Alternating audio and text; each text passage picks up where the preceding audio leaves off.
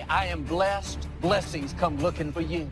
When you say, I am prosperous, good breaks start heading your way.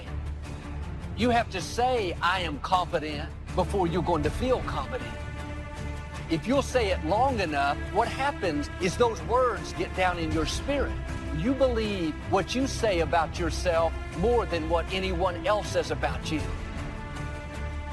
When you hear yourself day after day, I am healthy, I am talented, I am confident, I am valuable, it's changing how you see yourself.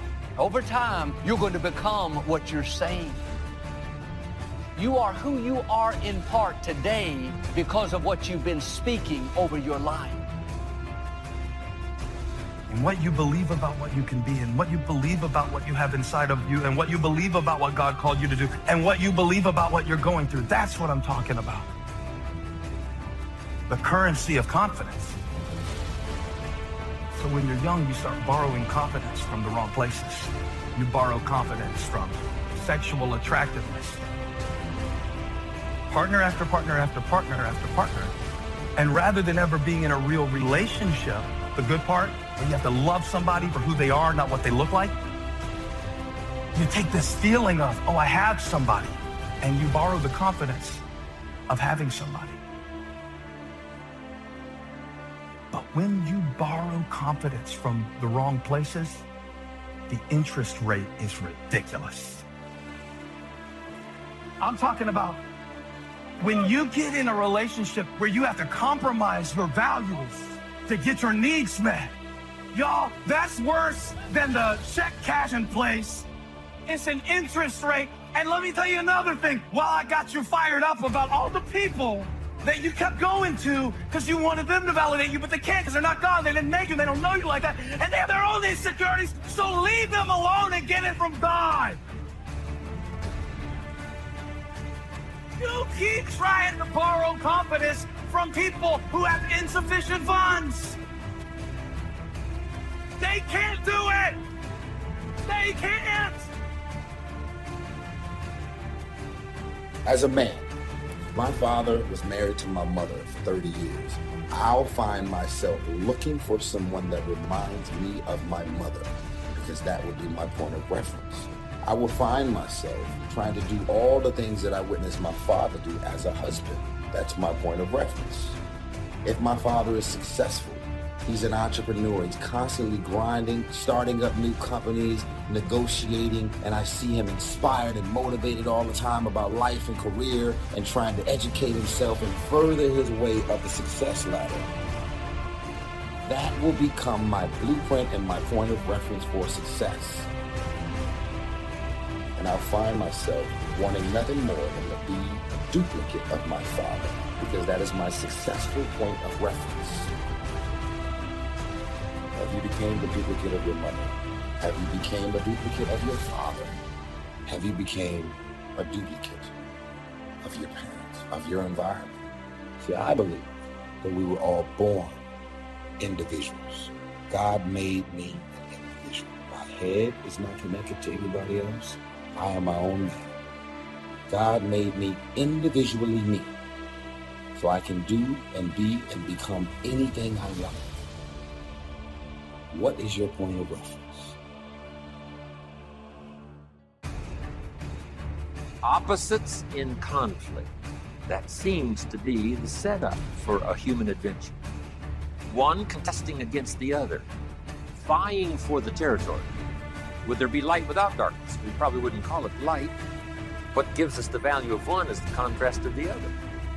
But darkness is always trying to move in and take all the territory. But if you turn on the light, its energy starts to repel darkness. Darkness begins to move away.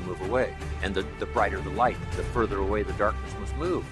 If you walk into a dark room and turn on the light, the darkness is what? Gone. But here's the point to remember, not very far. The darkness seems to be, yes, it's gone, but it's waiting for its chance. That if light loses its energy, darkness has a chance now to move back in. The better realistic illustrations, and that's health and illness at odds in your body. Illness trying its best to drive health into a small corner and occupy the territory. And health trying what? To push illness into a small one. There's this contest going on. Who's going to occupy the territory? If one stays strong, the other is diminished. If the other gains in power, then the other is diminished. So what you must learn to do is cooperate with the positive side of everything in your body and your life. Sometimes we sabotage our own best interest. The body needs a banana, you send it a Coca-Cola. And the body says, what is the deal here? I'm health trying to drive illness into a small corner. I ordered a banana, you send me the Coca-Cola. So the body could rightfully say what? Whose side are you on? Give us a break. We need every tool we can get to keep illness at bay. Because if we get weak, I'm telling you, it moves in, takes the territory. So we're in the middle of this contest, and here's what it's called: opposites in conflict. Here's one of the bigger conflicts: liberty and tyranny. Liberty is the absence of tyranny. But even though tyranny is conquered, it's not very far away. The same goes on in your bloodstream. Red corpuscles to nourish like a mother and give life. White corpuscles to fight and kill like a father. White corpuscles say, just show good, evil, liberty, tyranny.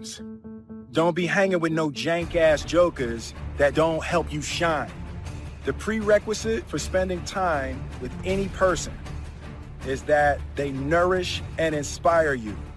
They feed your flame. There's been very few times in my life that I looked left or looked right and didn't find a person who believed and supported me. There's always been a person beside me fanning my flames. Look at your last 5 text messages. Are those people feeding your flames or dousing your fire? The people that you spend time with are going to make or break your dreams. Everybody don't deserve to be around you. Look to the people around you. Are those people throwing logs on your fire or are they pissing on it? You got to defend your light with your life. If you can't detach from yourself, then you can't see yourself. And so how do you detach from yourself? How do you learn to do that? The good drill for this is try to imagine the way other people see you and what other people are thinking of you.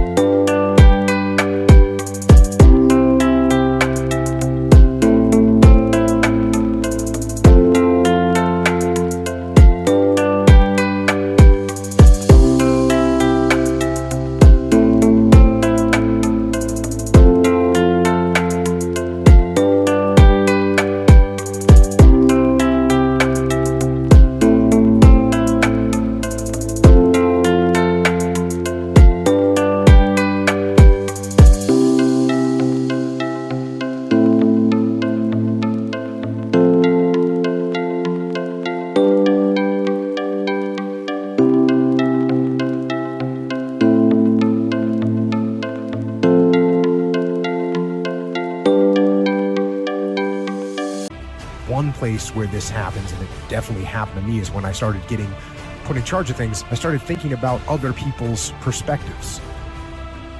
If you're in charge, then what kind of representation are they receiving? And if you work for someone else, it's the same questions. What does the boss see me do? What kind of representation am I making of myself to my boss? So the question becomes, how well do you represent yourself? What shortfalls do you have? Now, when you first start looking, it's like you're looking at an overgrown lawn. There are some big, obvious problems. So you do a broad, just kind of general cut of the grass.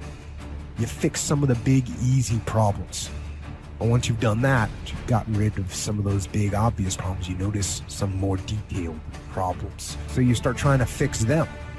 You know, for the foreseeable future, it looks like it's been that way as long as we can remember and as long as the history tells us. So here's what you want to do if you want the adventure.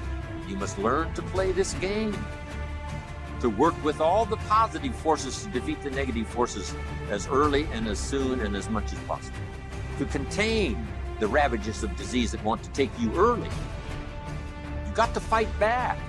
You can't just leave it Somebody says, well, I got my fingers crossed. Not a good philosophy. Jump on the positive side of whatever you want. See if you can't help out in this warfare and this push-shove match. That's the key. Don't neglect a new life if you've started a new life. What if you said to a brand new mother, where is your baby? She says, I have no idea. You would say, no, that isn't right. If you start a new life, you must care for it. You must protect it. You must give it life, give it nourishment. Now here's the other part. You must protect it. That's why the old wise man said, we must learn to love and hate. So underline that. You must learn to love and hate. And the illustration he used was, you must learn to love good and hate evil. To deal with the weeds in your garden, you got to hate weeds. You got to hate them enough to what? Kill them. You can't say, well, poor weeds. Say, no, this ain't the deal, poor weeds. Don't go soft on this stuff. You got to hate evil. You got to hate the weeds that are out to destroy your garden and rob your children of the nourishment they deserve. You got to take the life of the weeds, or they will take the life of your garden. Somebody's going to get killed. Remember? So, learn the good evil. Now, here's the greatest battle in the mind. Here's what you must not become: a victim of yourself. What is that insidious voice inside your own head that says, you're too short, it'll never work for you, you're too tall, right? It's over for you. It's never worked for you before. What gives you any idea that it'll work for you now? You've never been able to rise up and take charge of your life. What makes you think you can do it now? There's going to be too many obstacles out there. You'll never overcome them all. What is that insidious voice? It's the same game going on inside your head that's going on in the world. Liberty and tyranny in a push-shove match. And here's what you've got to do. Cooperate with the positive side of your life and let faith drive out doubt, right? Let winning drive out losing.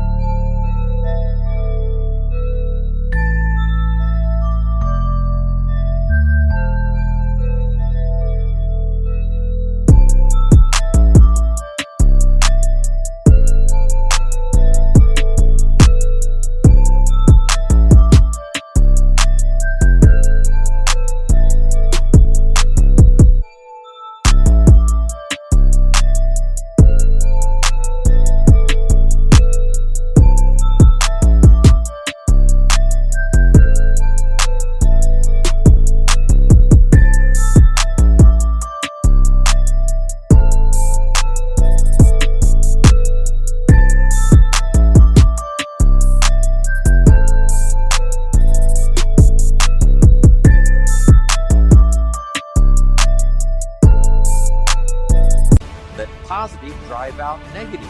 But you got to get into the contest. And why get into the contest? Because that's how you create an adventure. There is no other way. It takes both. You've got to learn to laugh. Yes, that's not what the wise men only said. You can't just learn to laugh and keep on laughing. No, that's silly. It says there's also a time to cry. You've got to learn to both laugh and cry. Then it said you must be so sophisticated as not to laugh when it's time to cry. That now gives you an understanding of what life is all about. Sadness and joy, the contest, the difference. And yet it creates the adventure. It takes both to create an adventure. But here's the adventure: to overcome the evil, to put evil in its place.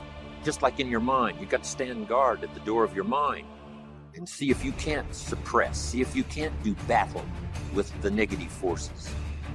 Don't become a victim of yourself. Beware of the thief on the street that's after your purse, but also beware of the thief in your mind that's after your promise. See if you can't engage in this mental contest and win the day.